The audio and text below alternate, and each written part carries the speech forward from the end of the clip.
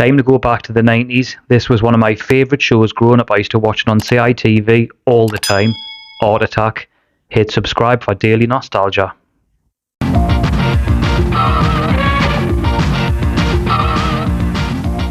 Ah, hello there.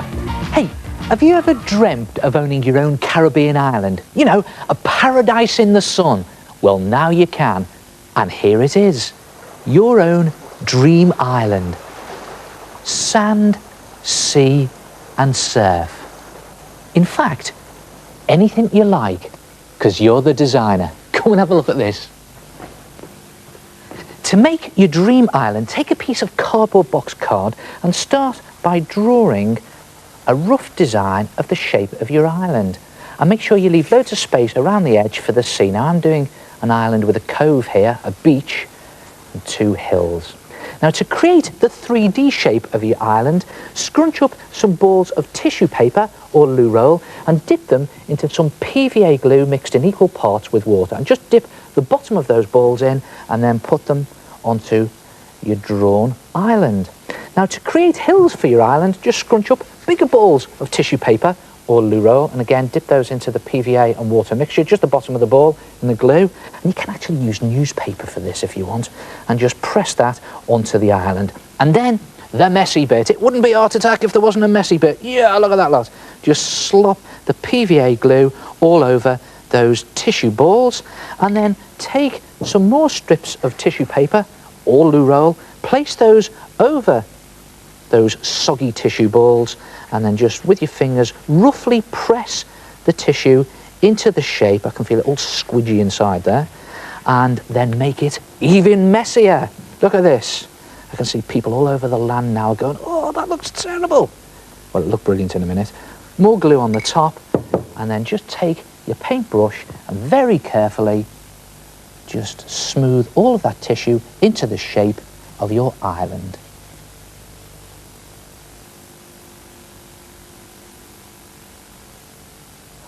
And make sure you smooth some flat bits around the outside edge for the beach. Now if you want to put some trees on your island, just screw up or scrunch up some tiny balls of tissue paper or loo roll and place those in the glue like that, put them into position and a dab of PVA glue on the top. And when the glue dries, it'll go really hard and those trees will look brilliant. Now if you want to create some buildings, just cut little square scraps of cardboard, that's just tiny bits of cardboard, dab some glue. I've got loads of glue there, so I'll just put one on top of the other, like that.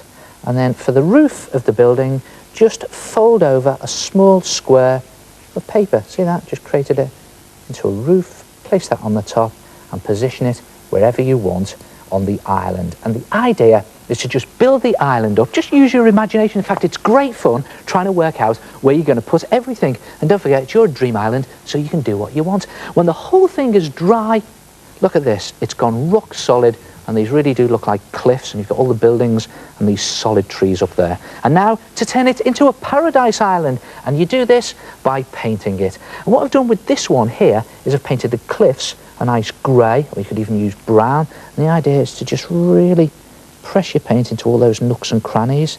Acrylic or poster for this, doesn't matter which paint you use. Now, for the tops of the cliffs and the trees, give it a really nice paradise feel and use some bright greens. Again, just going to slop that on the top, there like that. And for the trees, you could always mix in some darker greens, just to pick those trees out. And you could even put some yellows on there just to pick out some highlights, make it lots of nice greenery.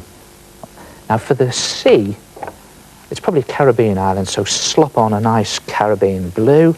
And you could even mix in some other blues, streak some other blues in there to give it a good water effect.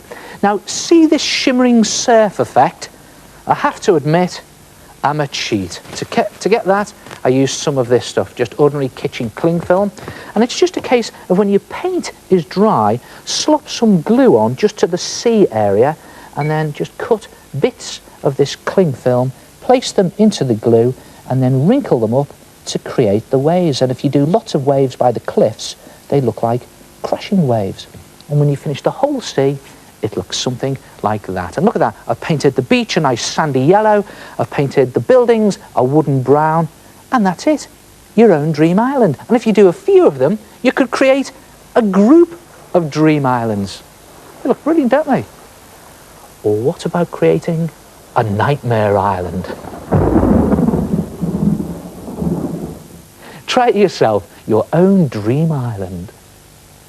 Hello, it's the head. Now they are brilliant.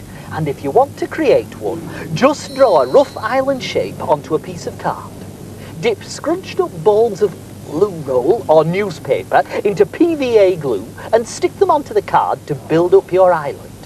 Glue a layer of tissue over these and push in your nooks and crannies, mountains and beaches. And bits of tissue or card for trees or houses. And when it's dry, paint it. And ask for some cling film if you want to glue on some nice frothy sea.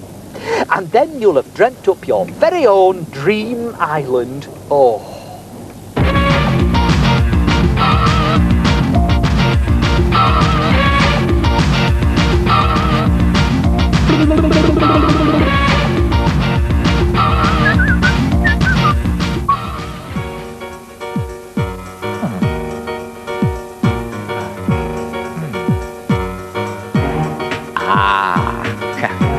This gives me an idea for a big art attack.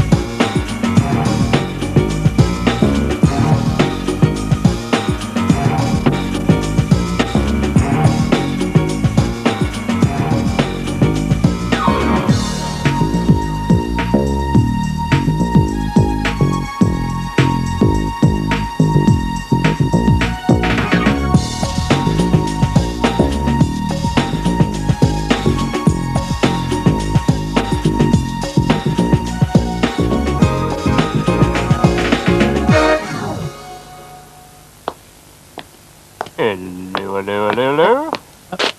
I say, what's wrong? Hey, what do you think? Hey, what do you think? What do you think? Hey.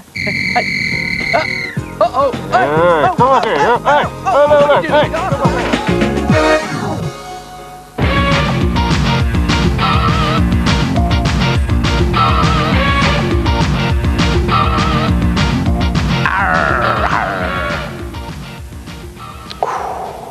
Take a look at this picture. There's something missing. Watch this. That's better. A shadow. And that's a good tip to remember. Put shadows into your pictures and make them look more realistic. For a start, it makes things look as if they're standing firmly on the ground instead of floating around in midair. Now, take a look at this girl. She looks as if she's floating around in midair at the moment, but a quick squiggle shadow, and now her feet are planted very firmly on the ground. Of course, if you do want things to float around in midair, like this girl, then it's just a case of drawing the shadow some distance away from the bottom of the object, or in her case, from her feet, and now she's flying around in midair. Now, when you are drawing shadows, you have to decide which direction to draw them in. And here's another good tip.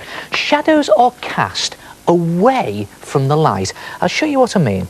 Just take a look at these balls. Now, this ball here on the left, let's pretend the light is coming from above the ball from, say, the sun or a lamp or a bulb, and it's shining down in this direction, so the shadow will be cast away from the light, so the ball's shadow will be underneath the ball. Now, the light is shining on this ball in this direction, so this ball's shadow will be cast away from the light in this direction. Now, let's try this ball. Let's put the sun up here this time, and again, it shines in that direction, so again, the ball's shadow is cast away from the light. Now, I'm just going to draw a little lamp down here, the light bulb in there, next to this ball, and if I shine the light in this direction, then this ball's shadow is cast in this direction, but because that lamp is quite low to the ground, the shadow is very long. And that's why your shadows are long at the end of the day when the sun is going down and it's very low in the sky. So, okay, let's put some shadows into these cartoons. Now, here's Nick. He's taking his dog for a walk at night. The lamp is shining down in this direction, so Nick's shadow will be cast in that direction, and so will the dog's. Suddenly, they hear a noise from down the alleyway. Nick shines his torch down the alleyway, and it's only a cat. But Nick's torch is quite low to the ground, so the cat's shadow is cast away from the light in this direction, and it's a very long shadow. And not only does it go across the ground, but it's so long, it goes up the wall. And don't forget, shadows go up things as well as across the ground. Now, Nick's dog hates cats, so it goes zooming off after the cat. Nick is tugged along by the lead and he goes flying through the air. So his shadow is still cast in this direction because of the lamp, but his shadow is no longer touching his feet because he's flying through the air. And look at that, he's left the ground. So the dog goes off in pursuit of the cat. Nick is dragged along. Now, you've got the moonlight up here shining down on the dog, so the dog's shadow is cast in this direction, and because Nick is still flying through the air, let's do his shadow away from his body. There he is, still flying through the air. Eventually, they catch up with the cat, and Nick's dog pins the cat up against the wall, shines Nick's torch on the cat, and again, because the torch is very low to the ground, the cat's shadow is very long. But the cat is now leaning right up against the wall, so the shadow goes up the wall, but it's still a long shadow. Now, the cat begs for mercy, offers the dog a sweet, and because he's a greedy dog, he accepts the sweet. And don't worry, it's a happy ending because they become great friends. In fact, they become such good friends that they start to take moonlit walks together. And there's the moon. It's really low in the sky, so the shadows are nice and long, and they're going off in this direction, away from the light. Try it yourself. Make your drawings a lot more realistic and put shadows in them. Oh, that's really good.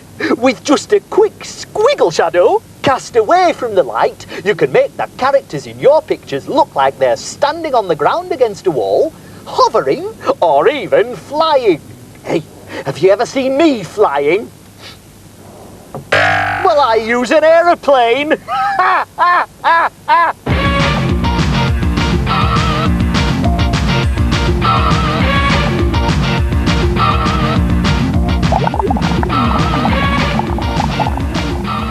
Hello, I'm Vicky. I made my art attack by gluing string along the lines of my picture. I then put PVA glue on it and sprinkled sand over it. Hi, I'm Hayley, and this is my sand art picture. First I drew the design, then stuck string down the glue. When the picture dried, I then painted it. Brilliant art attack, sand pictures. They look like sort of ancient Aztec warrior designs, what with all that sand and tribal warrior face paint. And they're very easy to do. Great fun as well. Just cut the side from a cardboard box and then draw on a very simple design. Now, tribal faces work brilliantly for this.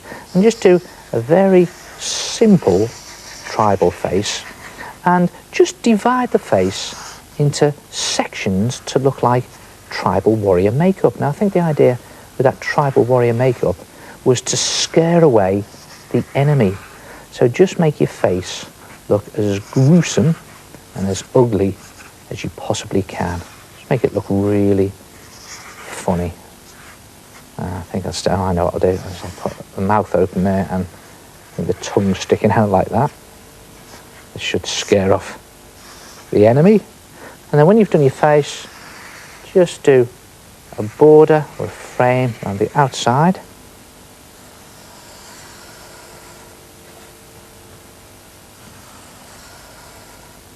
And then decorate it with squiggles and patterns.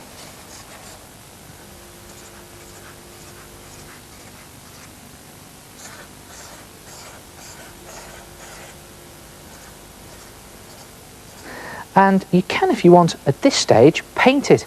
But if you want to give it a real tribal effect, then take some PVA glue and just slop your PVA glue very carefully onto those lines that you've drawn. And instead of having a design that's got black lines that are drawn on, into that glue, I'm going to stick lengths of string, and the idea is go over all of those lines with the glue and stick string in instead of having pen or pencil lines. And when you've done the whole picture in the same way, just put it to one side to dry, and when you've done the whole thing and it's dry, you'll have something that looks like that. See that? The whole thing is now covered in string instead of pen and pencil. Then take some more PVA glue and just slop loads of glue onto your picture. And you may think it looks a bit of a mess at this point. Well, you'd be dead right. But wait and see what happens. And just spread all that glue out into the corners, to the nooks and crannies.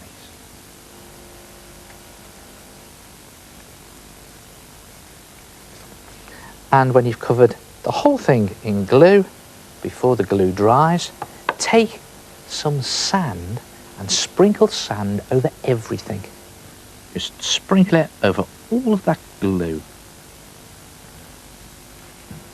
And when you've covered everything, just let the sand sink into the glue.